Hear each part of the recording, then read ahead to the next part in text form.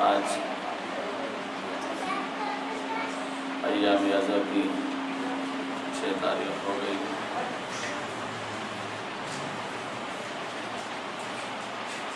اور پوری دنیا میں یہ جو ایام یازہ ہے، غم کے دن، سوگ کے دن منائے جا رہے ہیں، یہ اس حسین کی یاد میں منائے جا رہے ہیں جو رسول اللہ حضرت محمد مصطفیٰ صلی اللہ علیہ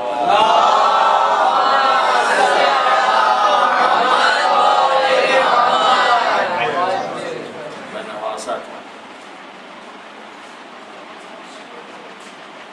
2 نواسے تھے آپ کے، ایک حسن اور ایک حسین.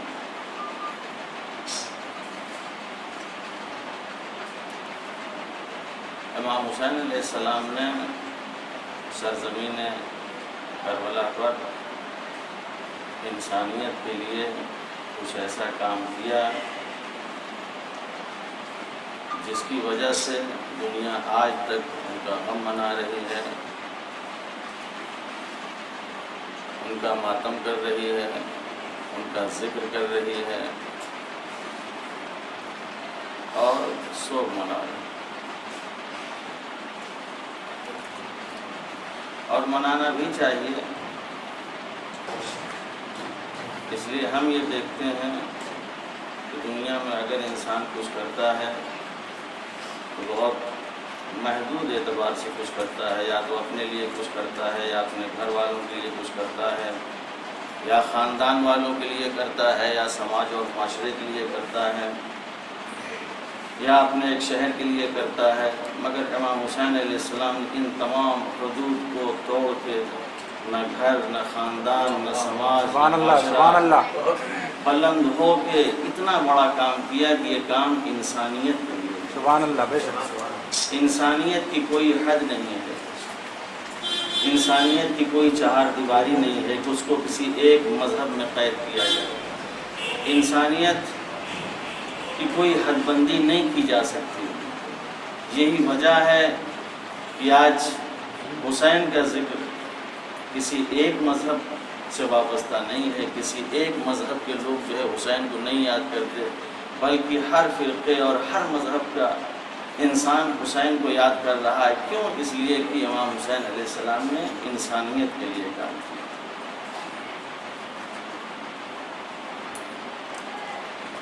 وہ حسین جس کے لیے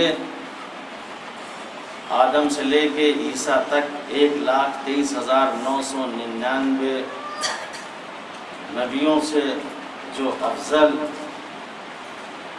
بہتر نبی تھا، اس کا نواسہ، اور اس نے اپنے نواسے کو، چونکہ پیغمبر نے پہلے ہی اپنے اس حسین کے اندر کچھ ایسے جلوے، کچھ ایسے کمال، کچھ ایسے جمال دیکھ لیے تھے کہ جس طریقے سے امام حسین علیہ السلام کو رسول اللہ نے پہچنوایا، شاید کسی اور طریقے سے لوگوں کو نہیں پہچنوایا۔ جگہ جگہ اپنی زندگی میں بار بار پہچنواتے رہے، فَعْرَفُوهُ هَذَا الْحُسَيْنُ أَيُّهَا النَّاسُ فَعْرَفُوهُ هَذَا الْحُسَيْنُ، اے لوگوں پہچان لو یہ حسین ہے۔ کبھی گھر میں پہچنواتے ہیں، کبھی گھر سے باہر پہچنواتے ہیں، کبھی اپنوں کے درمیان پہچنواتے ہیں، کبھی غیروں کے درمیان پہچنواتے ہیں، کبھی اہل بیت میں پہچنواتے ہیں، کبھی اصحاب میں پہچنواتے ہیں، کبھی گھر میں پہچنواتے ہیں، کبھی مسجد میں پہچنواتے ہیں، کبھی دوش پہ سوار کر کے پہچنواتے ہیں، کبھی پشت پہ سوار کر کے پہچنواتے ہیں۔ سبحان اللہ، سبحان اللہ۔ فَعْرَفُوهُ هَذَا الْحُسَيْنُ، حسین کے اندر کچھ ایسی چیزیں، امام حسین علیہ السلام کے اندر کچھ ایسی چیزیں دیکھ لی تھیں کہ رسول اللہ بار بار پہچنوا رہے تھے کہ اے میری امت، اس حسین کی قدر کرنا،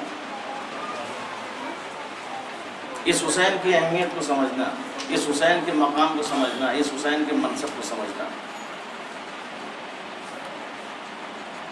لہٰذا اس حسین نے جب قربانی دی تو ایک عجیب و غریب قربانی دی۔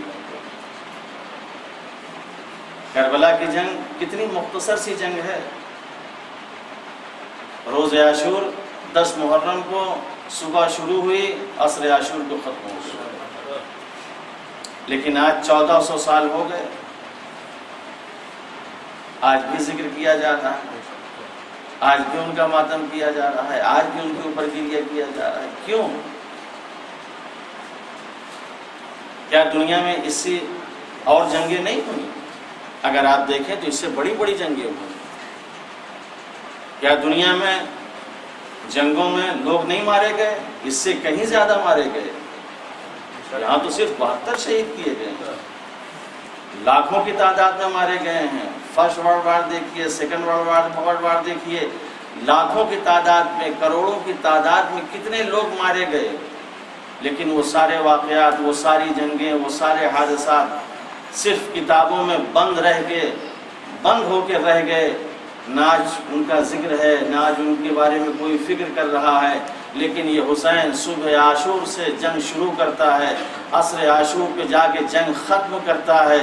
صرف 72 مارے گئے مگر 1400 سال ہوئے، آج تک حسین یاد کیا جا رہا ہے۔ وجہ کیا ہے؟ وجہ کیا ہے؟ پہلی جو جنگ ہوئی، دوسری جو جنگ ہوئی، یہ جتنی جنگیں ہوئیں سب اقتدار کے لیے ہوئیں۔ حسین نے جو جنگ لڑی وہ اقدار کے لیے لڑی۔ ان لوگوں نے جو جنگ لڑی حکومت کی لڑی، حسین نے جو جنگ لڑی وہ اقدار اور کردار کے لیے لڑی۔ ان لوگوں نے جو جنگ لڑی اپنے ذاتی مفاد کے لیے لڑی۔ حسین نے جو جنگ لڑی وہ انسانیت کے لیے لڑی۔ یہی وجہ ہے جو جنگ اقتدار کے لیے لڑی جاتی ہے وہ فراموش کر دی جاتی ہے، لیکن جو جنگ اقدار کے لیے لڑی جاتی ہے وہ ہمیشہ باقی رہتی ہے۔ اللہم صلی علی محمد نعرہ حیدری، نعرہ صفدری، نعرہ خیبری، کلمات بآواز بلند۔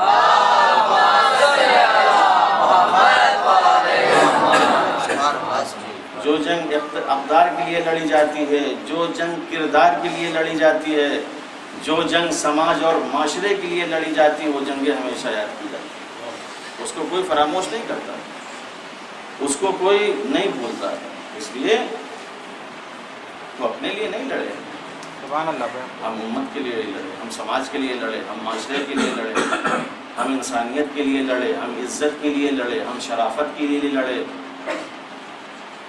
یہ جنگیں ہمیشہ یاد رہتی ہیں، یہ جنگیں ہمیشہ یاد رہتی ہیں. باقی ساری جنگیں فراموش کر دی جاتی ہیں، ساری جنگیں بھلا دی جاتی ہیں. تو امام نے یہ جنگ امت کے لیے لڑی، امت کے لیے لڑی، کسی ایک مذہب کے لیے نہیں، کسی ایک فرقے کے لیے نہیں، امت کے لیے جنگ لڑی. یہی وجہ ہے کہ امام حسین علیہ السلام کہیں ایسا نہ ہو کہ ہماری یہ جنگ کسی ایک فرقے یا کسی ایک مذہب سے یہ جڑ کے نہ رہ جائے. لہذا جب مدینے سے نکلنے لگے تو یہ کہہ کے نکلے انما خرجت لطلب الاصلاح فی امت جدی، میں اپنے نانا کی امت کی اصلاح کے لیے نکل رہا ہوں. جہاں جہاں تک میرے نانا کی حد ہے، جو میرے نانا کی امت میں شمار ہوتا ہے، اس کی میں اصلاح کے لیے نکل رہا ہوں. سبحان اللہ سبحان اللہ. اوکے. لوگوں کے سامنے پہلے بیان کر دیا تھا، کل حسین کو کسی ایک جگہ سے منسوب نہ کرنا، کسی ایک جگہ سے وابستہ نہ کر دینا. پورے امت اسلامیہ کا حق ہے، پورے امت اسلامیہ کا فرض ہے. حسین کا ذکر کریں، حسین کے بارے میں سوچیں، حسین کے بارے میں فکر کریں. اس لیے یہ واقعہ بعد میں ہوا، لیکن رسول اللہ امام حسین علیہ السلام کی ولادت کے وقت سے ہی لوگوں کو حسین کے بارے میں بتاتے رہے. یہ پورے واقعات اور پوری روایتیں، چاہے علماء اہل تشیع کی کتابیں ہوں، چاہے علماء اہل تسنن کی کتابیں ہوں، کتابیں اٹھا کے دیکھیے. ادھر امام حسین علیہ السلام بچپنا ہے، رسول اللہ کی آغوش میں ہیں اور پیار کر رہے ہیں. ایسے عالم میں جبریل آئے اور آ کے کہا اے رسول، جس کا آپ بوسہ لے رہے ہیں، جس کو آپ پیار کر رہے ہیں، یہی وہ حسین ہے جسے کربلا کے میدان میں شہید کیا جائے. ہنستا ہوا رسول، پیار کرتا ہوا رسول، محبت کرتا ہوا رسول فوراً آنکھوں سے اشک جاری ہو جاتا، رونے لگتے. زندگی میں حسین پہ گریہ کیا. ہم تو شہید ہونے کے بعد روتے ہیں. ابھی رسول اللہ کو صرف معلوم ہوا ہے، جبریل نے آ کے خبر دی ہے کہ میرا حسین کربلا کے میدان میں شہید کیا جائے گا. رسول اللہ رونے لگے، گریہ کرنے لگے.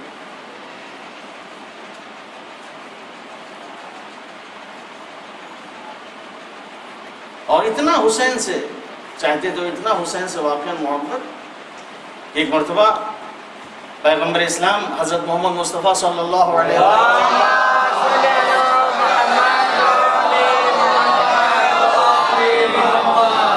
مدینے کی گلی سے گزر رہے ہیں. ایک بچہ گھر میں رو رہا ہے. رسول اللہ نے دخل الباب کیا. اس بچے کے رونے کی آواز جب کان سے ٹکرائی، دخل الباب کیا، کھولا. کہا یہ بچہ کیوں رو رہا؟ بچہ کیوں رو رہا؟ وجہ بتائی ہوگی کچھ، کیوں رو رہا؟ کہا یہ تمہارا بچہ، آج سے کوشش یہ کرنا کہ بچہ رونے نہ پائے. کہا کیوں؟ کہا تمہارا بچہ جب روتا ہے تو اس کے رونے کی آواز میرے حسین کی آواز سے ملتی ہے. اس کو رلانا نہیں، مجھ کو رونا آتا ہے. اب آپ انصاف کیجئے کہ جب ایک بچے کے رونے سے، جس کی آواز حسین کی آواز سے مل رہی ہے، حسین کو، رسول اللہ کو اتنی تکلیف ہو رہی ہے، جب حسین شہید کیے جا رہے ہوں گے، جب حسین قتل کیے جا رہے ہوں گے، جب کربلا کا یہ واقعہ سامنے آیا ہوگا، جب کربلا کا یہ واقعہ ہوا ہوگا، رسول اللہ کی کیا حالت ہوئی ہوگی، کیا حالت ہوئی ہوگی. یہ بھی روایت ہے، یہ بھی روایت ہے کہ یہ سب متفق علیہ روایتیں ہیں کہ ادھر کربلا کا واقعہ ہوا، ادھر ام سلمہ مدینے میں نانی ہے رسول اللہ کی، جہاں اور بہت سی بیویاں تھیں، وہاں ایک بیوی ام سلمہ تھی، امام حسین علیہ السلام کی نانی. سو رہی تھی، خواب میں دیکھا کہ رسول اللہ بال پریشان، گرد و غبار میں اٹے ہوئے، غم سے نڈھال سامنے کھڑے ہوئے ہیں. ام سلمہ پوچھتی یا رسول اللہ آپ کی یہ کیا حالت ہے، آپ کی یہ کیا حالت ہے؟ کہا ام سلمہ تمہیں نہیں معلوم، کربلا کے میدان میں میرا لال شہید کر دیا گیا،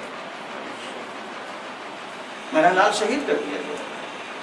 اب جب وہ نیند سے اٹھی اور اٹھنے کے بعد کیونکہ آپ کو ایک مٹھی خاک دے کے گئے تھے کہ دیکھو جب تک یہ خاک رہے سمجھ لینا کہ حسین زندہ ہے، اور جب یہ خاک خون میں تبدیل ہو جائے تو سمجھ لینا کہ حسین شہید ہو گیا۔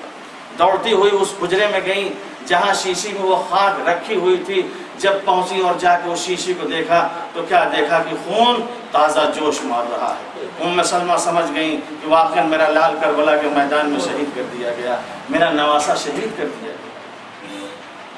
تو یہ حسین ہے، یہ حسین، دنیا ان کا ماتم نہ کرے تو کیا کرے، دنیا ان کا ذکر نہ کرے تو کیا کرے، دنیا ان کا غم نہ منائے تو کیا کرے، یہ اس رسول کا نواسہ۔ کیا فرمایا امام حسین علیہ السلام نے جب مدینے سے چل رہے تھے تو انما خرجت لطلب اصلاح فی امت جدی، میں اپنے نانا کی امت کی اصلاح کے لیے جا رہا ہوں۔ توجہ کیجیے، نانا کی امت کی اصلاح کے لیے جا رہا ہے، کسی قوم، کسی قبیلے، کسی فرقے، کسی شہر اور کسی ملک والوں کی بات نہیں کی، امت کی بات کی ہے۔ ظاہر جب حسین اتنے کھلے دل سے امت کی اصلاح کے لیے جا رہے ہیں تو پھر امت کا فرض کیا ہونا چاہیے، امت کا فرض کیا ہونا چاہیے؟ نانا کی امت کو اپنی امت سمجھ رہے ہیں اور سمجھنا بھی چاہیے، اس لیے کہا ہے کہ حسین منی وانا من الحسین، حسین مجھ سے، میں حسین سے ہوں، حسین کی وجہ سے میں ہوں، حسین میری وجہ سے۔ کتنی بڑی بات ہے، اس پر اگر سوچیے، غور کریے، فکر کریے، اتنا بڑا جملہ اور یہ سب حدیثیں جو ہے سب متفق علیہ حدیثیں ہیں، کتابیں بھری پڑی ہیں۔ الحسن والحسین سیدہ شباب اہل الجنہ، حسن اور حسین جوانان جنت کے سردار ہیں، یہ سردار ہیں جنت، ان کے ہاتھ میں سب کچھ، ان کے ہاتھ میں۔ آدمی ان کو چھوڑ کے کہاں جائے گا؟ اہل بیت کو چھوڑ کے کہاں جائے گا؟ حسن کو چھوڑ کے کہاں جائے گا؟ حسین کو چھوڑ کے کہاں جائے گا؟ جناب فاطمہ زہرا سلام اللہ علیہا کو چھوڑ کے کہاں جائے گا؟ ان سب کو چھوڑ کے کہاں جائے گا؟ کہیں نہیں جا سکتا۔ یہ جوانان جنت کے سردار ہیں تو جناب سیدہ عورتوں کی سردار ہے۔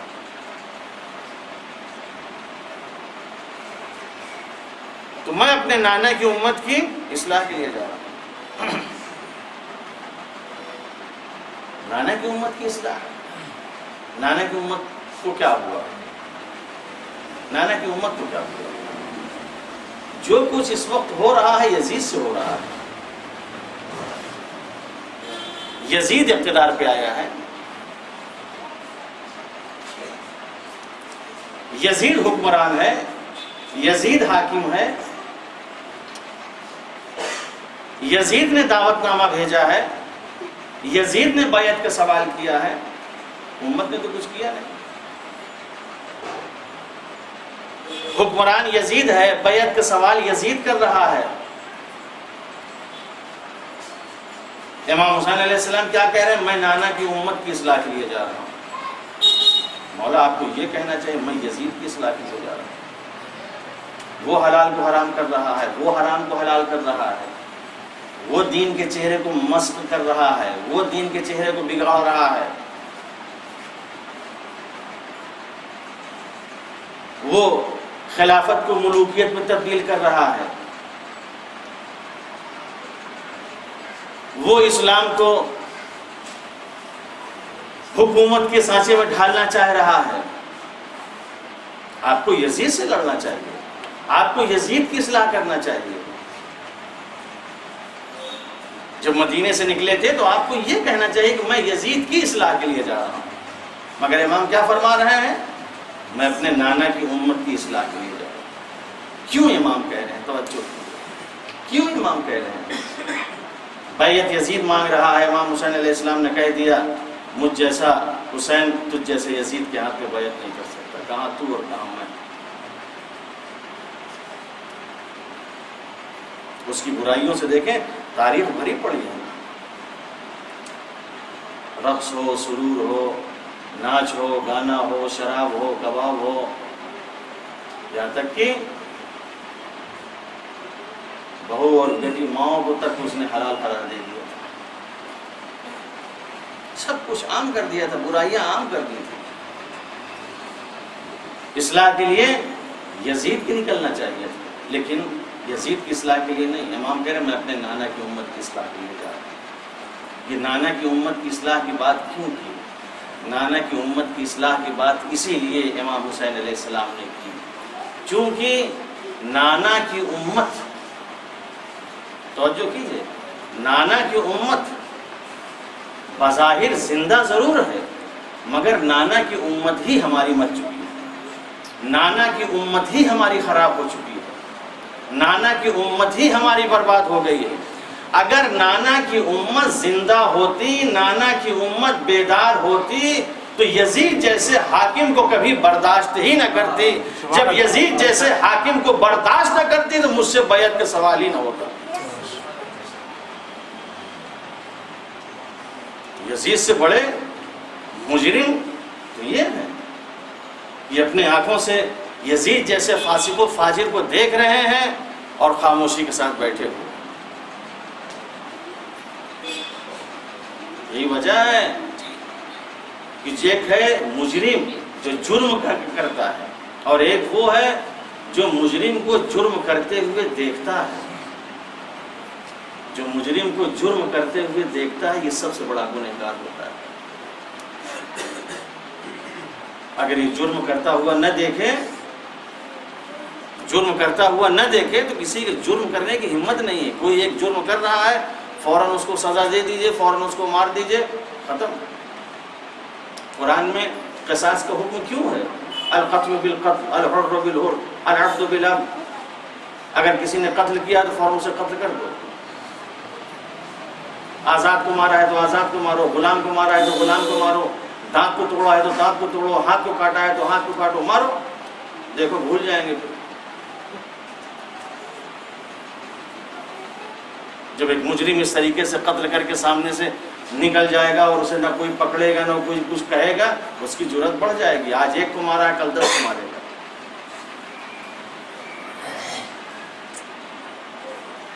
سب سے بڑا مجرم وہ ہے جو جرم کرتے ہوئے دیکھتا ہے. آج ہمارا حال یہی ہے، جرم ہوتا رہتا ہے، ہم دیکھتے رہتے ہیں. ہم کہتے ہیں ہم تو بہت پاک صاف، ہماری الگ تھلگ کی زندگی ہے، ہمارا کسی سے واسطہ نہیں ہے، ہم بڑے مقدس لوگ ہیں، ہم مسجدوں میں ہیں، ہم جو ہے نمازوں میں ہیں، ہم روزوں میں ہیں، ہم مقدس لوگ ہیں. کہاں سے مقدس ہو گئے؟ کہاں سے تقدس آ گیا؟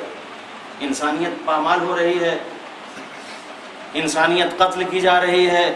ہم مسجدوں میں تسبیح پڑھتے ہوئے بیٹھے کہہ رہے ہیں کہ ہم بڑے مقدس لوگ ہیں. ہم سے کسی سے واسطہ نہیں، ہم سے کسی سے سروکار نہیں. ہماری دنیا تو الگ ہے. آپ کی دنیا کیوں الگ ہے؟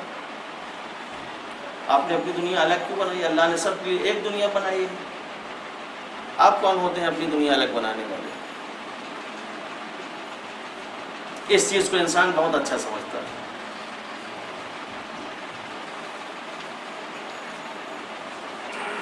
تو مجرم وہ ہے، اگر اس مجرم نے مہلت نہ دی ہوتی تو پھر یہ جرم کرنے کی ہمت نہ ہوتی. اس کی بہترین مثال شاید آپ نے سنی ہو. بہترین مثال دیکھیں، چکی آپ نے دیکھی ہوگی جس میں گیہوں پیسا جاتا ہے، جس میں چاول پیسے جاتے ہیں، جس میں جاری مکئی سب پیسے جاتے ہیں. چکی کے 2 پارٹ ہوتے ہیں. چکی کے 2 پارٹ ہوتے ہیں. ایک پارٹ اوپر ہوتا ہے اور دوسرا پارٹ نیچے ہوتا ہے. اور بیچ میں اس کے جو آپ اوپر سے دانا ڈالتے ہیں، وہ جب دانا جاتا ہے تو بیچ میں جاتا ہے اور دونوں پارٹ اسے مل کے پیستے ہیں. تب جا کے آپ کو گیہوں کا آٹا ہو، چاول کا آٹا ہو، یہ سارے آٹے آپ کو نصیب ہوں گے۔ یہ گیہوں کیسے پیسا جاتا ہے؟ چکی میں۔ یہ دو پارٹ ہوتے ہیں چکی کے، جو دونوں پارٹ مل کے پیستے ہیں، مگر ان دونوں پارٹ کو اگر آپ دیکھیں تو دونوں کا کردار الگ ہے۔ جو اوپر والا پارٹ ہوتا ہے وہ گھومتا رہتا ہے، اور جو نیچے والا پارٹ ہوتا ہے وہ خاموش ایک جگہ پہلے بیٹھا رہتا ہے، یعنی وہ فکس رہتا ہے، وہ گھومتا نہیں۔ نیچے والے پارٹ کو فکس کیے رہتے ہیں، صرف اوپر والا پارٹ جو ہوتا ہے وہ گھومتا ہے، اور نیچے والا فکس رہتا ہے۔ اس کے بعد جب آپ گیہوں ڈالتے ہیں یا چاول ڈالتے ہیں، وہ دونوں پارٹ اسے پیستے ہیں۔ جس طریقے سے اوپر والا پارٹ اگر گھوم رہا ہے، اگر نیچے والا بھی گھومنے لگے تو آپ کسی دانے کو نہیں پیس سکتے۔ جس طریقے سے اوپر والا گھوم رہا ہے، اسی طریقے سے اگر نیچے والا گھومنے لگے تو پھر آپ نہ گیہوں پیس سکتے ہیں، نہ آپ چاول پیس سکتے ہیں، نہ جاری پیس سکتے ہیں، کوئی دانہ آپ نہیں پیس سکتے، چونکہ جب دونوں گھومنے لگیں گے تو دونوں گھومنے کی صورت میں دانہ نہیں پیسے گا۔ کب پیسے گا؟ پیسے گا اسی وقت جب نیچے والا خاموش رہے اور اوپر والا گھومتا رہے۔ تو دانے کو پیسنے میں سب سے بڑا رول کس کا ہے؟ اس پارٹ کا ہے جو نیچے خاموش بیٹھا ہوا ہے۔ سب سے بڑا رول اس کا ہے جو نیچے خاموش ہے۔ اگر وہ بھی گھومنے لگے تو کوئی ایک دانے کو نہیں پیس سکتا، کوئی ایک دانے کا کچھ نہیں بگاڑ سکتا۔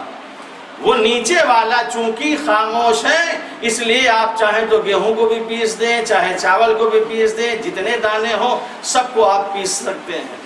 تو سارا کردار جو پیسنے میں ادا کیا جاتا ہے، وہ جو نیچے والا پارٹ ہوتا ہے خاموش، وہ ادا کرتا ہے۔ اگر وہ گھومنا شروع کر دے تو کوئی کسی کو پیس نہیں سکتا۔ عزیزو، آج جو ہم پس رہے ہیں، آج جو ہم مارے جا رہے ہیں، آج جو ہم کاٹے جا رہے ہیں، اس کی وجہ ہی یہی ہے۔ ایک گھوم گھوم کے مار رہا ہے، ہم بیٹھے ہوئے خاموش تماشائی بنے دیکھ رہے ہیں۔ اگر ہم تماشائی بننے کے بجائے ہم بھی کھڑے ہو جائیں تو مجال نہیں کہ ہم میں سے کسی کو کوئی مار سکے، کسی کو کوئی قتل کر سکے، کسی کو کوئی نقصان پہنچا سکے، اس لیے کہ ہم خاموش ہیں۔ سبحان اللہ۔ آج دیکھیں امت اسلامیہ پوری خاموش ہے۔ عراق مارا جا رہا ہے، باقی ممالک جتنے ممالک ہیں سب خاموش ہیں۔ افغانستان پہ حملہ ہو رہا ہے، سارے ممالک خاموش ہیں، اور کہہ رہے ہیں امریکہ آؤ، اگر تم کو ایئرپورٹ چاہیے تو ہم اپنا ایئرپورٹ دینے کے لیے تیار ہیں، تم یہاں سے اڑو، افغانستان قریب ہے، مار کے چلے جاؤ۔ کس کو مروا رہے ہیں؟ کون ہے؟ مسلمان ہیں، مسلمان ایک ایک کر کے سب کو مار رہے ہیں۔ ان کی ہمت بڑھتی جا رہی ہے۔ ہم نے افغانستان کو تباہ کر دیا، ہم نے عراق کو تباہ کر دیا، ہم نے اس کو تباہ کر دیا، اس کو تباہ، سارے ممالک کو ایک ایک کر کے جب وہ امتحان لے لیتے ہیں کہ تو بڑا اچھا ہے، پورے اسلامی ممالک خاموش بیٹھے، اب سب کو ایک ایک طرف سے سب کو مار ڈالو، سب کو مار ڈالو۔ آج دیکھیں کیا حشر ہے، دنیا میں کتنے مسلمان ہیں، کتنے مسلمان ہیں دنیا میں، کتنی کنٹریز ہیں مسلمانوں کی۔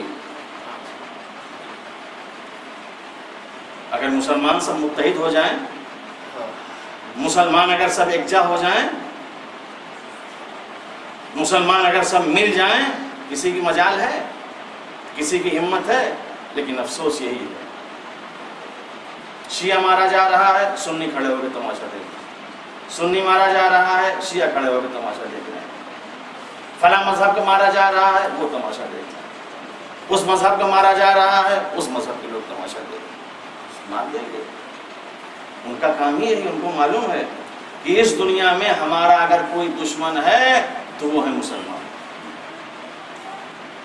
ان کے پاس جو طاقت ہے، ان کے پاس جو قوت ہے، ان کے پاس جو الہی قدرت ہے، کسی کے پاس نہیں ہے۔ ان کو اگر ہم نے توڑ دیا، ان کو اگر ہم نے مار دیا، پوری دنیا ہمارے ہاتھ میں، پوری دنیا ہمارے ہاتھ میں۔ یہ ان کی سازش ہے۔ ہم بھی ایک ایک کر کے ہمارے درمیان ہمارے ہی لباس میں لوگوں کو بھیجا جاتا ہے، جاؤ مار کے آؤ۔ آتے ہیں بڑے خوشی سے، مار کے خود مر کے چلے جاتے ہیں۔ کہاں جائیں گے؟ کہتے جنت میں چلے جائیں گے۔ اتنی آسان ہے، اپنوں کو مار کے جنت میں جائیں گے؟ کس نے کہا؟ ایک کافر کو آپ نہیں مار سکتے بغیر کسی جرم کے، بغیر کسی اس کے، آپ ایک کافر کو نہیں مار سکتے۔ مسلمان کو مارے گا؟ کسی کو اختیار نہیں مارنے کا، قتل کرنے کا۔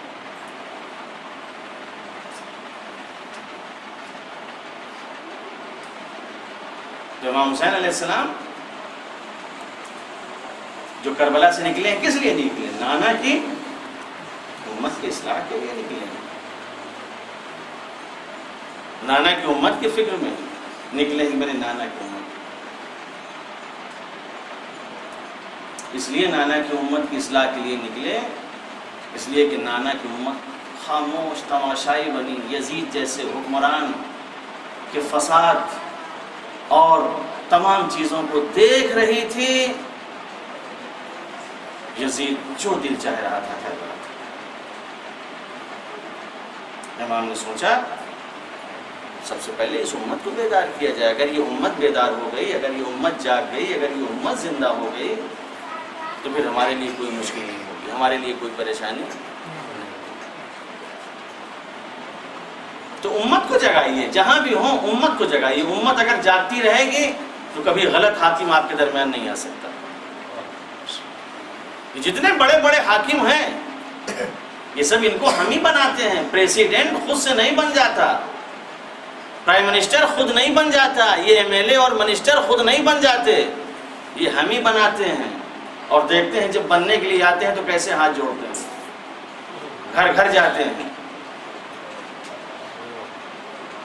ان کو ہم بناتے ہیں تو کون بناتا ہے؟ امت۔ یہ سب امت کے ہاتھ میں، ایسا نظام ہے شروع سے، یہ ساری چیزیں امت کے ہاتھ میں۔ یزید بھی امت کی وجہ سے آیا تھا۔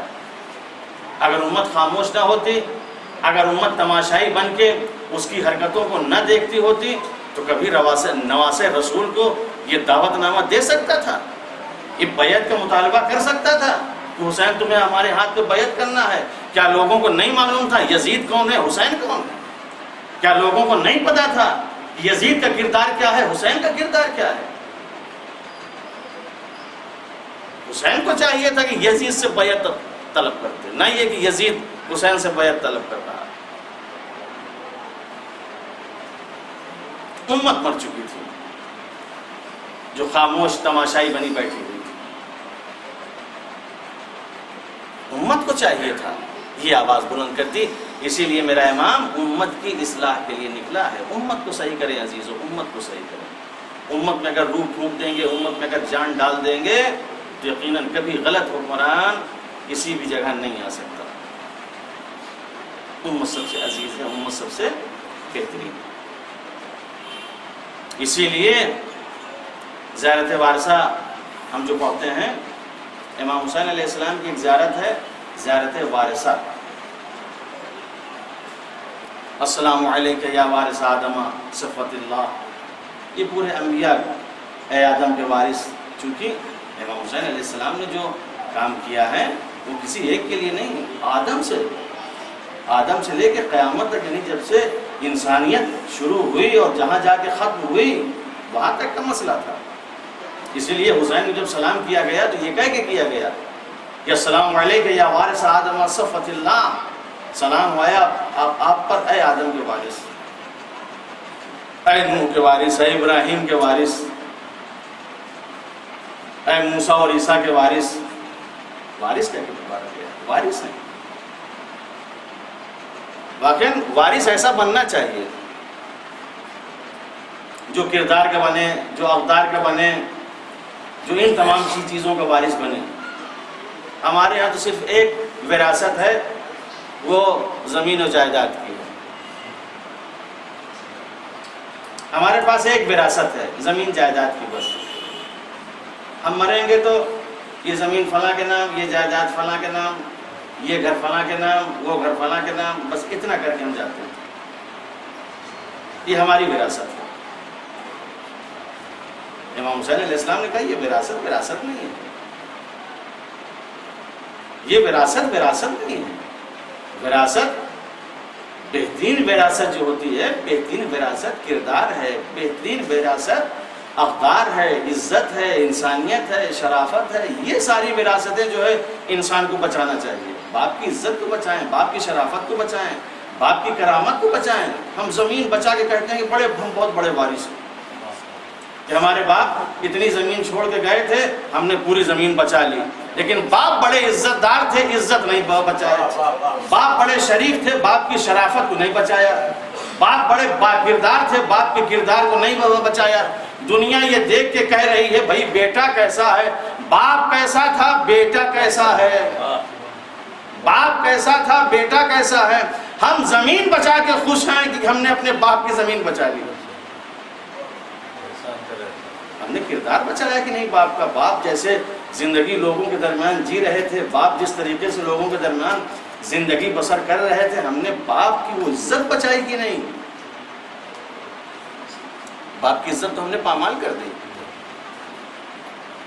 ہم زمین کو سر کو اٹھائے گھوم رہے ہیں. ہم زمیندار ہیں، ہم زمین بچائیں، ہم باغ بچائیں، ہم کھیت بچائیں. کیا کریں گے؟ جو بچانا تھا وہ بچائے نہیں. کاش کی اگر دین سے قریب ہوتے تو وہ بچاتے جو انبیاء بچاتے تھے. اگر دین سے قریب ہوتے تو وہ بچاتے جو ائمہ بچاتے ہوئے، وہ بچاتے.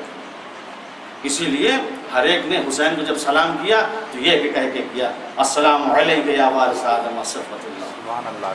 سلام ہو اے آدم کے وارث، اے نوح کے وارث، اے ابراہیم کے وارث. کتنا اچھا لگ رہا ہے. ابراہیم کی وراثت کیا تھی، نوح کی وراثت کیا تھی، آدم کی وراثت کیا تھی. ان وراثتوں کو بچایا.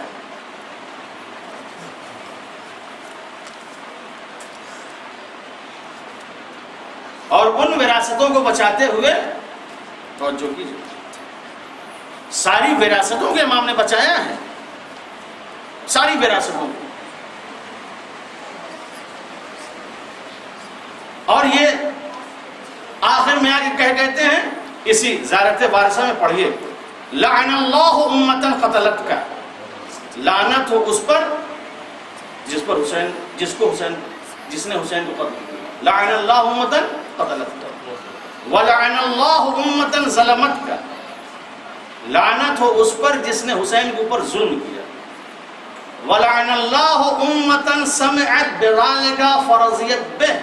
لعنت ہو اس امت پر کہ جو حسین پہ ظلم ہو رہا تھا، قتل ہو رہے تھے، خاموش دیکھ رہی تھی اور اسی پہ راضی تھی.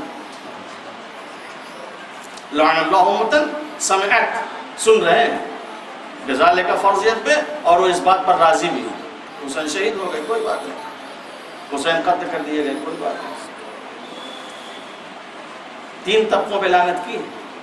پہلا طبقہ قاتل، دوسرا طبقہ ظالم، تیسرا طبقہ وہ خاموش تماشائی بنے جو بیٹھے ہوتے ہیں، جو صرف تماشا دیکھنے والے ہوتے ہیں. مارا جا رہا ہے، کاٹا جا رہا ہے، ہم کھڑے ہوئے تماشے دیکھ.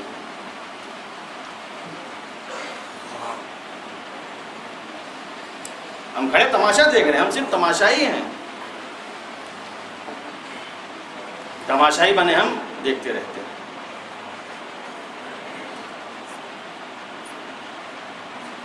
تین طبقوں پہ لعنت کی گئی، قاتل پر، ظالم پر اور سننے والوں کے اوپر، جو سن کے راضی ہو جاتے ہیں، خوش ہوتے ہیں، یعنی خاموش ہو جاتے ہیں، کچھ بولتے نہیں. کہتے ہیں قاتل اور ظالم اور سننے والے یہ 3 ہیں. یہ قاتل کب پیدا ہوتا ہے؟ توجہ کیجئے، قاتل کب پیدا ہوتا ہے؟ قاتل کب پیدا ہوتا ہے؟ قاتل اس وقت پیدا ہوتا ہے جیسے ایک بچہ پیدا ہوتا ہے تو ماں باپ سے مل کے پیدا ہوتا ہے. ماں باپ کی وجہ سے ایک بچہ وجود میں آتا ہے. قاتل بھی جب پیدا ہوتا ہے قاتل خود سے نہیں پیدا ہوتا. قاتل کو بھی جنم دینے والے ماں باپ ہیں سبحان اللہ. جو قاتل کو جنم دیتے ہیں. جب دو ملتے ہیں تب جا کے قاتل وجود میں آتا ہے. ایک ظالم اور دوسرا خاموش طبقہ. جب یہ دونوں ملتے ہیں تب جا کے قاتل وجود میں آتا ہے. آمین. اگر ظالم حکومت نہ ہو، امت خاموش نہ ہو سبحان اللہ. تو قاتل کبھی پیدا نہیں ہو سکتا. سبحان اللہ. سبحان تو اللہ. قاتل کو پیدا کرنے والا ظالم حکومت اور خاموش امت ہوتی ہے. سبحان اللہ. بہت خوب. جب ان دونوں کے ملے جلے نطفے ہوتے ہیں تب جا کے قاتل وجود میں آتا ہے. آمین. تو امام حسین علیہ السلام کو قتل کرنے والا جو یہ تمام اسباب تھے، یزید جیسا ظالم حاکم تھا، امت خاموش تھی، اسی لیے حسین کو قتل کر دیا. اگر ظالم کی حکومت نہ ہوتی، امت تماشائی نہ بنتی، خاموش نہ رہتی، حسین کو آسانی سے قتل نہیں کر سکتے تھے. ان دونوں گروہوں نے مل کے حسین کو قتل کروایا.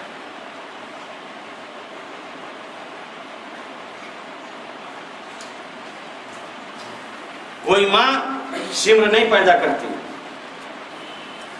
کوئی ماں ہرملا نہیں پیدا کرتی، کوئی ماں پسر ساتھ نہیں پیدا کرتی، کوئی ماں حسین ابن نمیر نہیں پیدا کرتی. جب ماحول اور حالات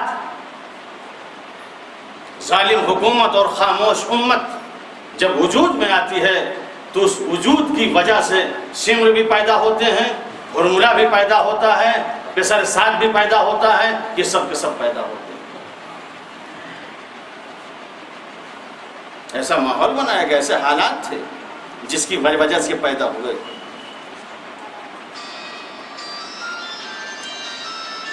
ایسے عالم میں جہاں ظالم حکومت تھی، خاموش امت تھی، ایسے عالم میں حسین اپنے نانا کے پورے دین کو بچا کے چلا گیا. آمین. پورے دین کو بچا کے چلا گیا.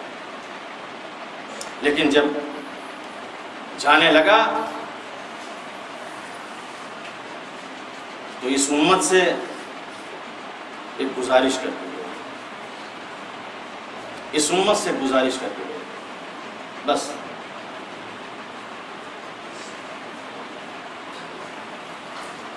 دیکھو، میں مدینہ سے کربلا تک آیا اپنے نانا کے دین کو بچانے کے لیے،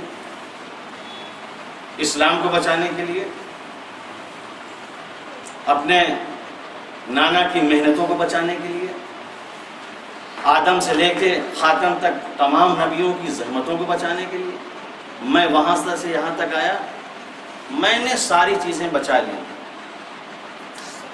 اس دین کو بچانے کے لیے ہمارے پاس جو بھی وراثت تھی، جو بھی سرمایہ تھا، ہم نے سارا سرمایہ اس دین کو بچانے میں لگا دیا. حل من ناصر ینصرنا. اب ہے کوئی جو قیامت تک ہمارے اس بچائے ہوئے دین کو محفوظ رکھے؟ ہمارے پاس جتنا سرمایہ تھا ہم نے سب 6 مہینے کے بچے تک کو ہم نے خدا کی راہ میں قربان کر دیا. یہ کس سے کہا تھا؟ یہ ہم سے کہا تھا، امت سے کہا تھا. ہمارے پاس جو کچھ تھا ہم نے سب قربان کر دیا. تم سے خواہش کیا، کون ہے جو اب اس دین کو بچائے گا، اس اسلام کو بچائے گا، اس قرآن کو بچائے گا، تمام چیزوں کو بچائے گا؟ ڈاکٹر حسین کا بہت بڑا کرم ہے، بہت بڑا احسان ہے. اگر امام حسین علیہ السلام یہ دین نہ بچایا ہوتا تو آج یہ مؤذن اور آج یہ نماز، یہ مسجد، یہ امام باڑے، یہ تمام چیزیں کہاں ہوتی ہیں؟ سب کے سب ختم کرنے کی سازشیں ہو چکی تھیں۔ خواجہ معین الدین چشتی نے یہی تو کہا تھا نا، شاہ است حسین بادشاہ است حسین، حسین شاہ بھی ہے حسین بادشاہ بھی ہے، دین است حسین دین پناہ است حسین۔ آپ دیکھیں حسین دین ہے، آج حسین کو دین کہا جا رہا ہے۔ سبحان اللہ سبحان اللہ دین است حسین دین پناہ است حسین، حسین دین بھی ہے، حسین دین کو پناہ دینے والا بھی ہے۔ سبحان اللہ سبحان اللہ اگر دین کو پناہ نہ دیا ہوتا تو دین مار دیا جاتا۔ سبحان اللہ دین است حسین دین پناہ سر داد، سر دے دیا، نہ داد دست، در دست یزید، مگر اپنا ہاتھ یزید کے ہاتھ میں نہیں دیا۔ آگے خواجہ معین الدین چشتی کہہ رہے ہیں، جہاں ہم زیارتوں کو جا رہے ہیں، پوری امت پورے مسلمان چادریں چڑھانے جا رہے ہیں، واقعاً خواجہ کے اس فرمان کو اگر پڑھیں انسان پریشان ہو جائے گا۔ کتنا بڑا درس دے رہے ہیں ہم کو، کتنا بڑا سبق دے رہے ہیں ہمیں۔ سر داد، سر دے دیا، نہ داد نہیں دیا تو کیا نہیں دیا؟ دست، در دست یزید، اپنا ہاتھ یزید کے ہاتھ میں نہیں دیا۔ حقا کی بنا لا الہ الا۔ اب حق یہ ہے، حق یہ ہے کہ لا الہ الا اللہ کی بنیاد حسین ابن علی، جبکہ شروع کس نے کیا تھا؟ رسول اللہ نے، بنا لا الہ الا اللہ۔ مکے میں مدینے میں لا الہ الا اللہ کا پیغام کون پہنچا رہا تھا؟ رسول۔ لیکن خواجہ معین الدین کیا کہہ رہے ہیں؟ پہنچا تو رہا تھا، لیکن آج یہ وقت آ گیا تھا کہ دین بالکل ختم ہو گیا تھا، دین کے چہرے کو مسخ کر دیا گیا تھا، دین کے چہرے کو بگاڑ دیا گیا تھا۔ تو ظاہر ہے اب یہ چہرہ حسین کے سر پہ، حقا کی بنا لا الہ الا حسین۔ شاید رسول اللہ کو معلوم تھا کہ خواجہ معین الدین چشتی ایک دن ایسا ہوگا کہ اولیاء ہند ایسی بات کہے گا، اسی لیے رسول اللہ نے اپنی زندگی میں کہا تھا حسین منی وانا من الحسین، حسین مجھ سے ہے اور میں حسین سے۔ سبحان اللہ بے شک، بہت خوب۔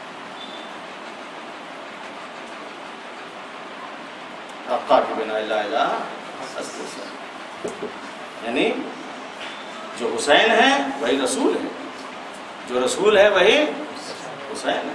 سبحان اللہ سبحان اللہ چاہے بنا لا الہ الا اللہ میں حسین کہیے، چاہے بنا لا الہ الا اللہ میں رسول کہیے، ایسا کام کیا۔ یہ خواجہ معین الدین چشتی، وہ عظیم ربائی ان کی جو آج تک ان کے دروازے پر کر رہا ہے۔ واقعی یہ بہت بڑا درس ہے، ہم اپنی آنکھوں سے بہت چیزوں کو دیکھ رہے ہیں، سمجھ رہے ہیں سب کچھ، مگر کیا کرے انسان ایسا دنیا میں گرفتار ہے، رہنائیوں میں، رونائیوں میں، کس میں کہ انسان کچھ نہیں کر پا رہا۔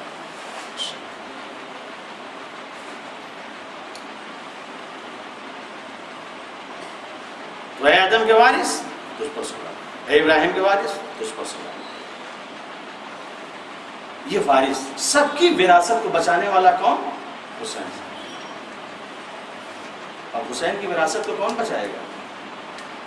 حسین کی وراثت کو کون بچائے گا؟ حسین کی وراثت کو کون بچائے گا؟ اٹھیں قیام کریں، اٹھیں قیام کریں، بچائیے۔ دیکھیے عزت کہاں پڑی ہوئی ہے، شرافت کہاں ٹھوکریں کھا رہی ہے، کرامت کہاں پڑی ہوئی ہے، دیکھیے ان سب کو اٹھائیے۔ انسانیت کہاں ٹھوکریں کھا رہی ہے، اٹھائیے ان سب کو۔ امام نے جو کربلا کے میدان میں تمام آوازیں بلند کی، ہم سے کہا گیا اگر ان سب کو زندہ کر لیا، یہی ہماری وراثت ہے۔ ہمارے پاس زمین نہیں ہے، ہمارے پاس جائیداد نہیں، ہمارے پاس کچھ نہیں ہے، ہماری وراثت علم ہے، ہماری وراثت معرفت ہے، ہماری وراثت عزت ہے، ہماری وراثت شرافت ہے، ہماری وراثت کرامت ہے، ہماری وراثت ایثار ہے، ہماری وراثت فداکاری ہے، ہماری وراثت قربانی ہے، ہماری وراثت حریت ہے، سبحان اللہ ہماری وراثت صبر ہے، ہماری وراثت استقامت ہے، ہماری یہ تمام وراثتیں، ان کو بچاؤ۔ حسین فریاد کر رہا تھا، اگر اس کو بچا لے جاؤ گے خود بچ جاؤ گے، کبھی کوئی فنا نہیں کر سکتا، کبھی کوئی مٹا نہیں سکتا، کبھی کوئی تباہ نہیں کر سکتا، کبھی کوئی برباد نہیں کر سکتا۔ اگر اسے بچا لیا تو اسے بچا لیا۔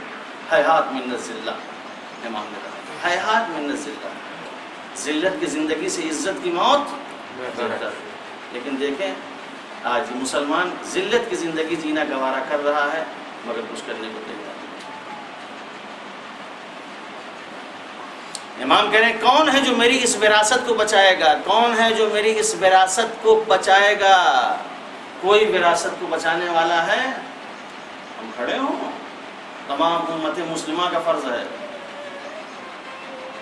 اے رسول کے نواسے، آپ نے جو آواز بلند کی تھی وراثت بچانے کو، ہم تمام مسلمان کھڑے ہیں، ہم تمام مسلمان آپ کی قربانی پر پانی نہیں پھرنے دیں گے، ہم تمام چیزوں کو بچائیں گے۔ کیسی کیسی قربانی تھی آپ نے، کیسی کیسی قربانی تھی، کیسے کیسے جگر کے ٹکڑوں کو، کیسے کیسے گود کے پالوں کو اس راہ میں قربان کیا، کیسے کیسے لوگوں کو قربان کیا۔ کیا ان کے یہاں جو تھے کیسے تھے آپ کو معلوم؟ خود جناب علی اکبر علیہ السلام جو امام حسین علیہ السلام کے بیٹے تھے، امام حسین علیہ السلام کی ایک بیوی تھی جن کا نام تھا ام لیلہ۔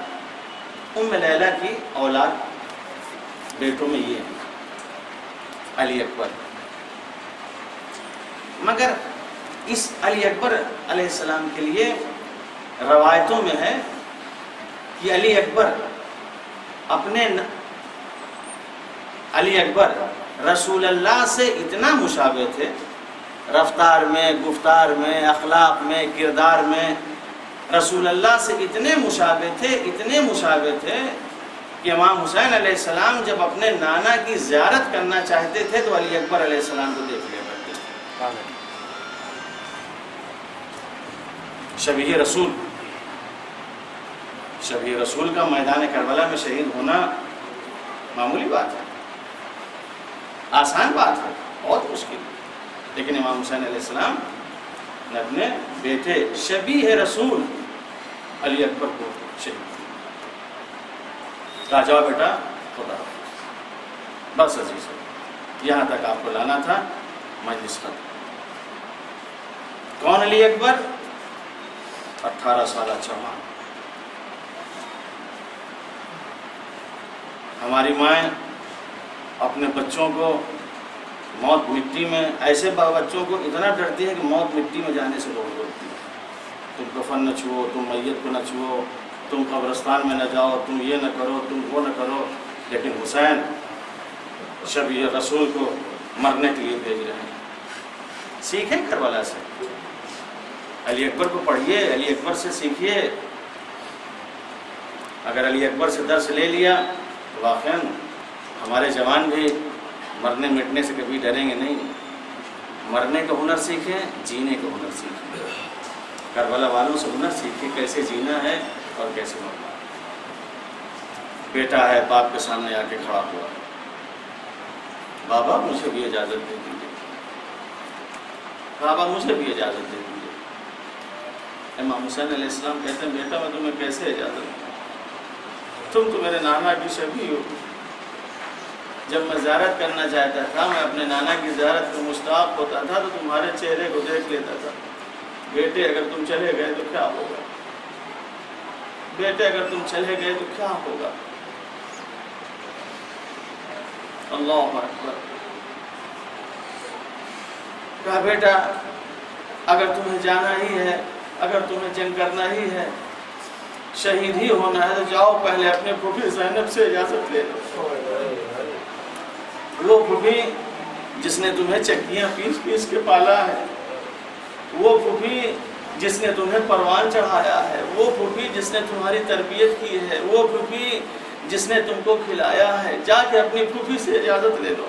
علی اکبر علیہ السلام خیمے میں آئے، کہا پھوپھی اماں مجھے مرنے کی اجازت دے دیجئے، مجھے مرنے کی اجازت دے دیجئے۔ تمام بیویاں جمع ہوئیں علی اکبر علیہ السلام کو رخصت کرنے کے لیے۔ جناب زینب نے اجازت دیا۔ اجازت دینے کے بعد جب علی اکبر خیمے سے نکلنے لگے تو حمید بن مسلم کہتا ہے کہ خیمے کا پردہ بار بار اٹھتا تھا اور گرتا تھا، بار بار اٹھتا تھا اور گرتا تھا۔ یہی تو کہا جاتا ہے نا کہ بار بار اس لیے اٹھ رہا تھا، بار بار اس لیے گر رہا تھا کہ جب بھی خیمے سے نکلنا چاہتے تھے کبھی بی بی زینب پکڑ لیتی تھی، کبھی ام کلثوم شاید روک لے رہی ہو، کبھی ماں دامن پکڑ لے رہی ہو، کبھی جناب سکینہ دامن پکڑ لے رہی ہوں گے، اے بھیا کہاں جا رہے ہو چھوڑ کے؟ جو جا رہا ہے واپس نہیں آ رہا ہے۔ مگر ہاں عزیزوں، حمید بن مسلم کہتا ہے کہ ایک مرتبہ خیمے سے ایک جوان نکلا، ایسا لگ رہا تھا جیسے ابر سے چاند نکل رہا ہو، جیسے ابر سے چاند نکل رہا ہو۔ علی اکبر علیہ السلام آئے، کہا بابا اجازت لے لی، کہا بیٹا اجازت مل گئی تو جاؤ خدا حافظ۔ علی اکبر علیہ السلام کو امامہ پہنایا، علی اکبر علیہ السلام کو گھوڑے پہ سوار کرایا، سوار کرانے کے بعد کہا بیٹا جاؤ، بیٹے کو بھیج تو دیا لیکن یہ باپ بیٹے کو بھیجنے کے بعد خاموش کھڑا نہ رہا، آہستہ آہستہ عصا کے سہارے بیٹے کے پیچھے پیچھے چلنے لگا۔ جب بیٹے نے کسی کے آنے کی آہٹ محسوس کی تو علی اکبر نے اپنے گھوڑے کو روک دیا۔ روکنے کے بعد بابا کے قریب آئے، بابا آپ نے تو مجھے رخصت کر دیا تھا، پھر آپ کیوں آ رہے ہیں؟ کہا بیٹا تم نے یہ کیا سوال کر لیا، کاش کہ تم بھی صاحب اولاد ہوتے تو ایسا سوال نہ کرتے۔ اجرکم اللہ کہ باپ کے دل میں بیٹے کی کتنی محبت ہوتی ہے، باپ کے دل میں کتنی تڑپ ہوتی ہے، باپ کے دل میں کتنی حسرت اور آرزو ہوتی ہے ایک بیٹے کے تعلق سے۔ عزیز علی اکبر علیہ السلام کو رخصت کیا۔ رخصت کرنے کے بعد یہ 18 سالہ جوان میدان میں آیا، جنگ شروع ہوئی، فوج کو شام کے در و دیوار سے ٹکرا دی۔ لیکن ہاں عزیزو یہ 3 دن کا بھوکا اور پیاسا، کب تک جنگ لڑتا، تب تک جنگ کرتا۔ ایک مرتبہ آواز آتی ہے، دیکھو یہ بنی ہاشم کے خاندان کے ہیں، یہ علی کے پوتے ہیں، یہ حسین کے بیٹے ہیں، یہ ایسے قبضے میں آنے والے نہیں ہیں، سب لوگ مل کے ایک ساتھ حملہ کرو۔ اب لوگوں نے مل کے ایک ساتھ حملہ کیا، حملہ کرنا تھا۔ علی اکبر دشمنوں کے نرغے میں گر گئے، حملے ہونے لگے، سینے پہ برچی کا بل لگا، آواز دی السلام علیکہ یا بتا، اے میرے بابا میرا آخری سلام قبول کیجئے۔ اجرکم اللہ، بابا میرا آخری سلام قبول کیجئے۔ باپ بیٹے کی آواز پہ دوڑا، کربلا میں میدان میں جب آیا تو کیا دیکھا کہ جوان بیٹا ہے، ریگے گر پہ ایڑیاں رکھ رہا ہے، سر کو اٹھایا، زانوں پہ رکھا اور رکھنے کے بعد اپنے بیٹے سے کچھ باتیں کرنے لگے۔ اسی اثنا میں کہا بیٹا یہ بتاؤ یہ اپنا ہاتھ سینے پہ کیوں رکھے ہو؟ کہا بابا سینے میں برچی کی یعنی در آئی ہے، برچی کی یعنی در آئی ہے۔ علی اکبر علیہ بیٹا ہاتھ کو ہٹاؤ، ہاتھ کو ہٹایا۔ ہاتھ کو ہٹانے کے بعد امام حسین علیہ السلام نے کہا بیٹا ابھی تمہاری تکلیف ختم ہو جائے گی، ابھی مصیبت ختم ہو جائے گی۔